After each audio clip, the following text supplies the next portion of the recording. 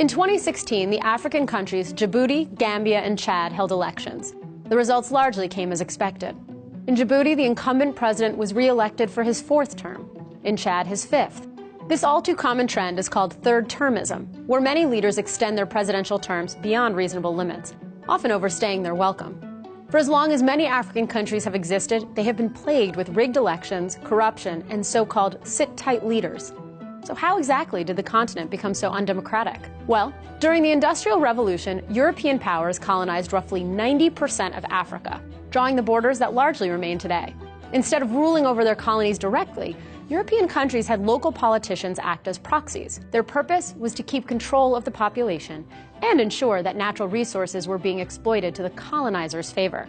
This resulted in an authoritarian, top-down approach to governance, and instilled the idea that the only legitimate way to rule was by force. After World War II, Africa began to decolonize, and proxy leaders were left to rule independently. But by then, these leaders were largely distrusted by the people, as they were seen as members of the elite and co-conspirators with former Western colonizers. After popular uprisings, and in many cases, violent coups d'etats, the continent saw an entirely new wave of leaders, many of whom had little or no political experience. For instance, in 1980, newly independent Zimbabwe elected former teacher and revolutionary Robert Mugabe as its prime minister.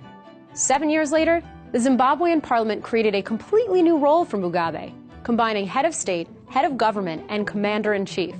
After nearly 4 decades, 92-year-old Mugabe is still in power.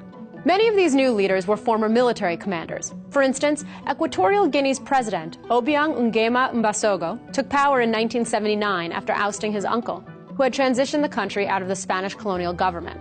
Like many other long-running African rulers, Obiang was initially considered to be more just and humane than his predecessor. However, over the years, he turned Equatorial Guinea into what some consider to be the most corrupt, oppressive, and undemocratic country in the world.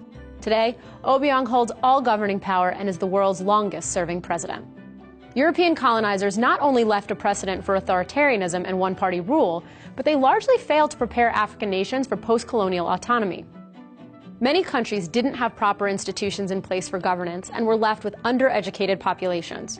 For instance, when the Democratic Republic of Congo gained independence from Belgium in 1960, the country had just 16 college graduates out of a population of more than 15 million people.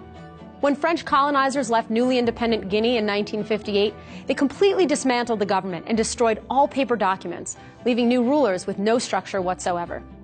Following decolonization, Africa was largely left with inadequate infrastructure, lack of financial resources, insecure governments, and arbitrary borders surrounding rival ethnic groups. In order to pursue policies and restore order, most African governments consolidated power into the highest office, even if that leader was undereducated and ill-fit for the challenges that lay ahead. Although colonialism has been gone for the better part of a century, its implications still plague African politics today. While ruling for decades in the highest office, many of Africa's sit-tight leaders have become excessively wealthy, benefiting from kickbacks, money laundering, or other corruption schemes. Several initiatives have been proposed to tackle widespread corruption in Africa. Can the problem really be fixed? Find out in this video. The researchers expected corruption to fall, but the exact opposite ended up happening. Police officers would stop drivers more often and attempt to extort even more money than before, an increase of roughly 25%. Thanks for watching Seeker Daily. Don't forget to like and subscribe for new videos every day.